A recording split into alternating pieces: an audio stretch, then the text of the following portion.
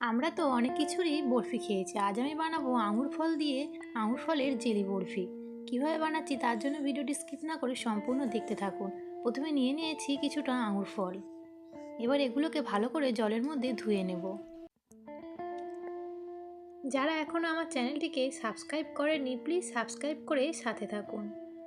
এরপর আঙুর ফলগুলোকে মিক্সি জারের মধ্যে দিয়ে পেস্ট করে নেব। পেস্টটিকে এবার ছাঁকনির সাহায্যে ছেঁকে জুস বের করে নেব।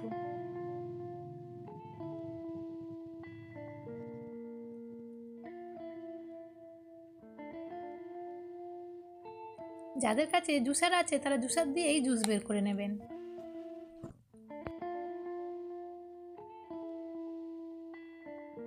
এখানে আমি আঙুর ফল থেকে সম্পূর্ণ জুস বের করে নিয়েছি।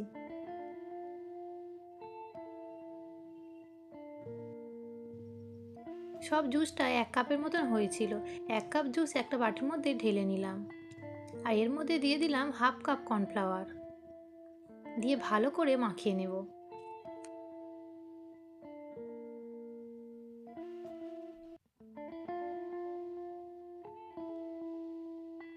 এবার এটাকে ঢাকা দিয়ে রেখে দেব। এরপর একটা কড়াই বসিয়ে তার মধ্যে দিয়ে দেব 1 কাপ চিনি আর অল্প একটু জল।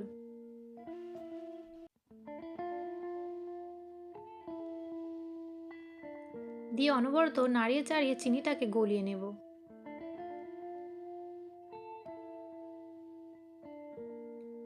চিনিটা সম্পূর্ণ গলে গেছে।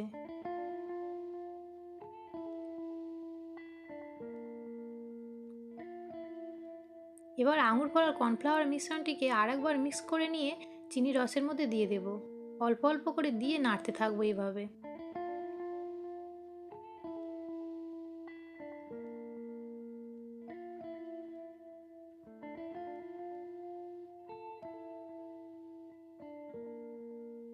এবার কালারের জন্য এর মধ্যে দিয়ে দেব green food colour. Food colour নাও দিলে হয়, দেখতে সুন্দর লাগার জন্য আমি গ্রিন ফুড কালারটা দিয়ে দিলাম।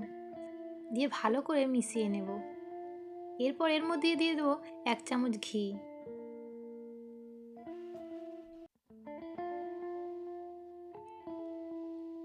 আর দিলাম অল্প একটু লবণ।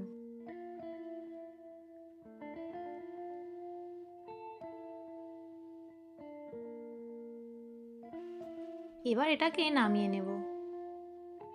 একটা স্টিলের পাত্রে ভালো করে ঘি মাখিয়ে তার উপর ঢেলে নিয়েছি। যে কোনো পাত্রে ঢেলে নিলেই হবে। এবার এই থালাটিকে নর্মাল জায়গায় 2 ঘন্টার জন্য রেখে দেব। 2 ঘন্টা পরে দেখুন কত সুন্দরভাবে বসে গেছে জেলিটা। এবার একটা প্লেটে উল্টে নেব, নিয়ে ছুরি দিয়ে কেটে নেব। যার যেমন শেপ পছন্দ সে সেইভাবে কেটে নেবে। একটা ভেঙে দেখাচ্ছি কতটা সুন্দর হয়েছে দেখুন। এবার আমি ড্রাই কোকোনাট দিয়ে গায়ে ভালো করে মাখিয়ে নেব। এগুলো দেখতে কতটা সুন্দর লাগছে দেখুন। এগুলো খেতেও দারুণ হয়েছিল। আঙুর ফলের সিজনে আপনারাও এইভাবে আঙুর ফল দিয়ে জেলি বরফি বানিয়ে ফ্রিজের মধ্যেও রেখে খেতে পারেন। ভিডিওটি কেমন লেগেছে অবশ্যই জানাবেন। ভালো লাগলে লাইক কমেন্ট শেয়ার করতে ভুলবেন না। আর যারা যারা সাবস্ক্রাইব করেন প্লিজ সাবস্ক্রাইব করে সাথে থাকুন।